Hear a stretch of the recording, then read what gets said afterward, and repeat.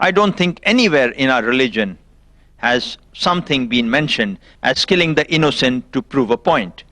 In fact, no religion teaches that. So again, I wonder what these extremists were playing at. The fact that he perceives that Taliban and Osama aren't responsible for 9/11 doesn't go down well with the audience. More judgments about Islam are made by the general public thanks to this hero. It is very easy for us to sit in one safe country, state, and enjoy the luxuries of living it up. Go try living in Congo, Mozambique, Iraq, Zaire, etc. The extremists from other religions will massacre you. Extremism in any form and any religion is nasty. It's an evil to society. It should be suppressed. By doing anything in excess, even a fruit of Jannah can turn into poison.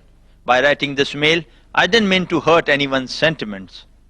I'm sorry if I have. Instead, I want to just reach out to all of you in my own little way to tell you that although I'm not a 5 times namazi, I do have certain values in me that I believe are in line with what Islam preaches. I'm sure all of you are far better pious and balanced Muslims than me.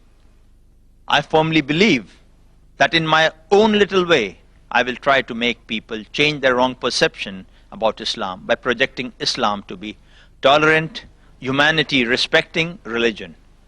Cheers. I and P.S. Barkha or nobody else was being biased. If anyone is biased, it is Dr. Zakir. Come on, it's a freaking debate where there will be differences of opinion, not one-tracked conversation. Brothers and sisters, you would have noticed we have had some positive comments, some critical. This was one of the comments which was critical of the earlier statements. I'm presenting the various viewpoints in a balanced format before all of you, so you appreciate the kind of responses we are getting to the program. Some positive, some neutral, some critical. Then we have a response to this email on the same site by Sarfaraz Ali Khan. Walaikum assalam to all who wished me, and assalamu alaikum for others to join later. This is in response to True Indian Muslim had said about the show. As my brother has said, he doesn't have to go to the CNN or BBC to check whether Osama planned the 9/11 attacks.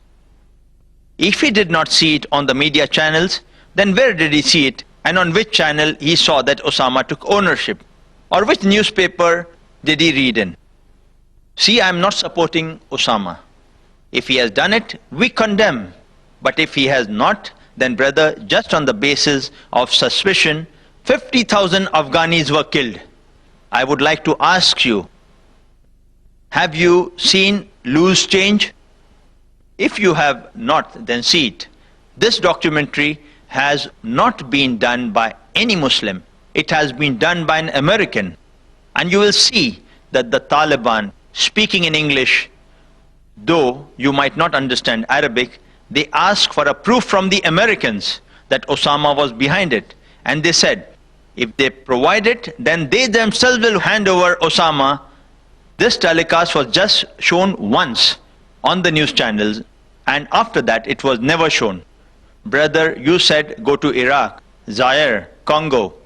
Brother, I would like to just wear the Muslim attire and go to Assam. The Ulfa is going to butcher you like anything. They are specially trained to kill Muslims. 749 confirmed attacks. Guess what Zakir Naik did? In his full attire, gave a public speech.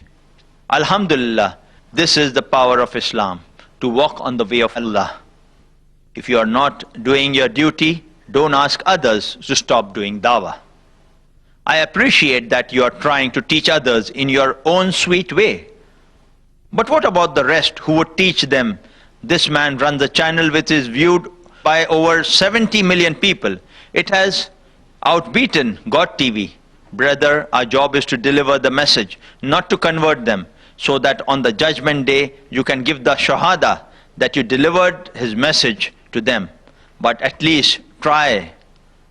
And who knows, you might open the doors of heaven for someone. And this man has opened the doors to heaven for hundreds of people. May Allah give peace and show all of us the right path. That was a long and interesting discussion and comments on this article initiated by Imran Ali. We have Brother Manoj Mishra, a non-Muslim, who has given this interesting comment. It's strange that a person of Dr. Zakir Naik's caliber and fame, an expert in the field of comparative religion, is not given time to speak, but instead people like Soha Ali, Shah Rukh Khan, and lesser known Kabir Khan is given all the time to speak on issues which they hardly know. Let the specialist of that field speak out rather than novices of the field. Yes, if Soha or SRK or Kabir Khan or Salman Khan speak about films, it's okay. Though I am a Hindu and have seen Dr. Zakir Naik speaking on Peace TV and debating live around the globe on the various topics of comparative religion and related issues, I can tell you he is uncomparable. Barkha, by not giving time to Dr. Naik, has done great injustice to the stature of the person. Dr. Naik is Dr. Naik.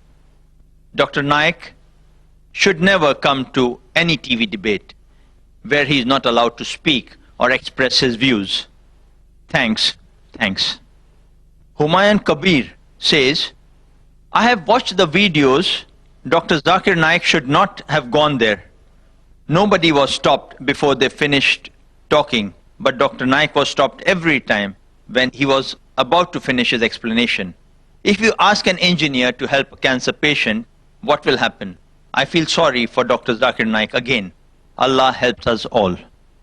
Sajjad Ahangar says, it was ridiculous to listen to some people who talked about things of which they had no idea whatsoever, and each one tried to formulate a definition for Islam just to fit his or her practicing of the religion, if they do any. It was equally disgusting to see Barkha never letting Dr. Zakir speak on anything. He was the most knowledgeable person on the podium, but sadly made a mute spectator. We have a non-Muslim sister, name is Kirti Mishra. She says, we the people is not representative and totally undemocratic. We means Barkha and a leftist friend who show and talk their biased opinions, and a majority of the people's opinion is sidelined. What a mockery of neutral journalism. We have another non-Muslim brother, Vijay Lugani, who says, more we discuss about minority communities, more we create problems for them. Everybody in our country should feel equal to each other. Nobody should be suspicious to each other. If somebody does or act against the law should take its course. SRK was best in discussion. Before I go on with the further comments, I would like to throw open the floor for comments from our learned brothers, our audience collected here today. We thank you for your patient listening to these long comments and initiation of understanding of this topic, TV talk shows and analysis. May I request the brothers who would like to put forward their comments first, and later on any question. We'll allow questions later on to Dr. Zakir. I would like your comments regarding the TV talk shows. Yes, brother. Well, my observation and comment on the program of NDTV 24/7 was that Dr. Zakir Naik was the only person out of the 8 speakers who did not interject any speaker. And all the others in the panel continuously kept on interjecting. The most out of them was Alec and Kabir. In fact, Kabir interjected Dr. Zakir Naik at least 3 times. It was as though he was asked to cut short whenever he was about to speak. And if you notice that Dr. Zakir Naik kept raising his hands for about more than 75% of the time of the entire program, and what was shown on the TV was just that raising once or maybe twice. So the program was definitely edited over there. What I would say is that Dr. Zakir Naik was the only person out there who was following the rules of the program like a true Muslim, in spite of him being sidelined for the entire program. Thank you, Jazakallah.